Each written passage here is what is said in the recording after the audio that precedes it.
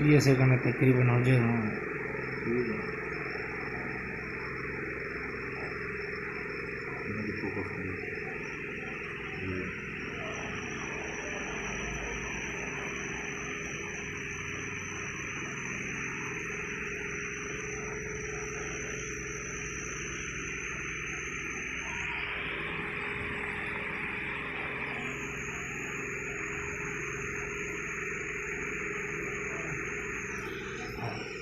बिस्मिल्लाहिर्रहमानिर्रहीम। दोस्तों जो तव्हांखे नक्श ॾेखारियोसीं इहो नक्श जेका आहे औज ज़हरा या शर्फ़ ज़हरा या ज़हरा जी तस्दीक़ में या ज़हरा जे तसलीफ़ में इहो नक्श भरियो वेंदो आहे। जेकॾहिं तव्हां कोई बि ॿियो नक्श भरींदव त उहो कंहिं बि कम जो न आहे।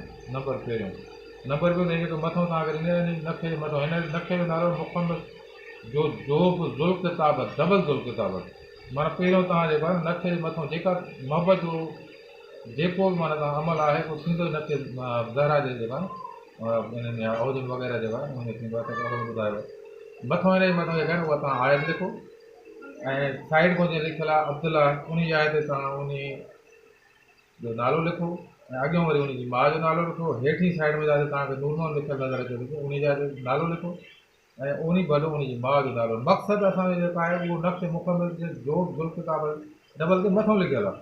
उहा मोहबत जी जेका आयत जेका आहे उहा मथां माना ईंदी ऐं उहो नक्श बार तरतीब पढ़ी भरियो जेको तव्हांखे ॾेखारियो आहे उहो उनजो मीज़ान आहे। उहो मीज़ान जे हिसाब सां तव्हां इहो कंप्लीट नक्श भरींदव ऐं 100% गारंटी आहे त इहो नक्श कॾहिं ज़ाया न वेंदो आहे।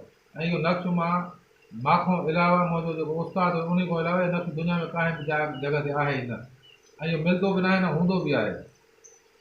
नक्श मुकम्मल खोड़ तव्हांखे मिली वेंदा जेके जोब ख़ाली में बि हूंदा लेकिन ज़ुल किताबत जे अंदरि उहो बि डबल मथां क़ुर पाक जी आयत हुजे या को ॿी शइ तव्हां लिखणु चाहियो तव्हांजी मर्ज़ी आहे ऐं उन में उन माण्हू जो नालो उन माण्हू जी माउ जो नालो ऐं पंहिंजो नालो ऐं पंहिंजी माउ जो नालो।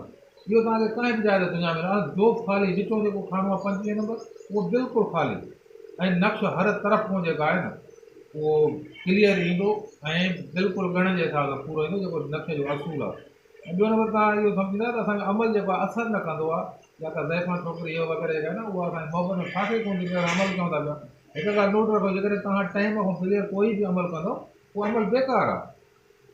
उहो अमल कंहिं बि तव्हांजे कम जो कोन्हे को।